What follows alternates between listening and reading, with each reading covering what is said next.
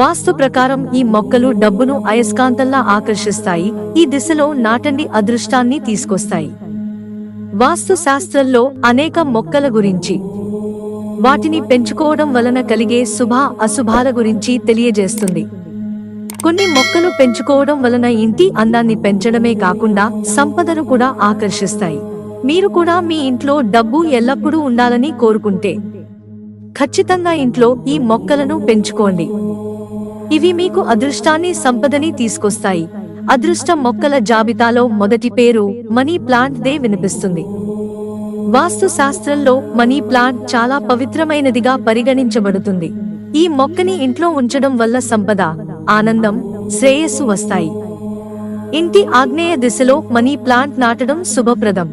జాడే మొక్కను క్రాస్లా ఓవాటా అని, lucky plant అని కూడా పిలుస్తారు. దీనిని డబ్బు చెట్టు అని కూడా పిలుస్తారు. జాడే మొక్క ఇంట్లో సంపదను ఆకర్షిస్తుంది, ఆర్థిక పరిస్థితిని బలపరుస్తుంది. జాడే మొక్కను ఇంటికి ఉత్తరం లేదా తూర్పు దిశలో పెంచుకోవడం శుభప్రదం. వాస్తు శాస్త్రం ఫెంగ్ షీ ప్రకారం ఇంట్లో వెదురు మొక్కను పెంచుకోవడం చాలా శుభప్రదంగా పరిగణించబడుతుంది. దీనిని సాధారణంగా వెదురు మొక్క అని కూడా పిలుస్తారు. ఇంట్లో వెదురు మొక్కను నాటడం వల్ల అయస్కాంతంలా డబ్బు ఆకర్షిస్తుంది, ఆనందం, శ్రేయస్సు పెరుగుతుంది. వాస్తు శాస్త్రం ప్రకారం నెమలి మొక్క మనీ ప్లాంట్ కంటే చాలా రెట్లు ఎక్కువ ప్రభావవంతంగా ఉంటుంది.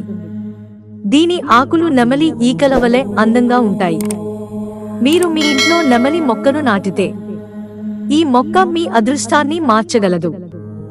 ఇంటి ఈశాన్య దిశలో నెమలి మొక్కను నాటడం శుభప్రదం. హిందూ మతంలో అపరాజిత మొక్క, దీనినే శంఖ పుష్పం మొక్క అని కూడా అంటారు. ఈ మొక్క చాలా పవిత్రమైనదిగా పరిగణించబడుతుంది. ఇంట్లో ఈ మొక్కని పెంచుకోవడం వలన శనీశ్వరుడి ఆశీస్సులు ఇంటిపై ఉంటాయి. శనీశ్వరుడి అనుగ్రహం ఆ ఇంటి సభ్యులపై ఉంటుంది. సంపద ఆ ఇంటిలో నివసించే కుటుంబ సభ్యులపై కురుస్తుంది. అపరాజిత మొక్కను ఇంటికి తూర్పు, ఉత్తరం లేదా ఈశాన్య దిశలో నాటడం శుభప్రదం. వాస్తు శాస్త్రం లేదా ఫెంగ్ షీ ప్రకారం కాయిన్ ప్లాంట్ చాలా అదృష్ట మొక్కగా పరిగణించబడుతుంది.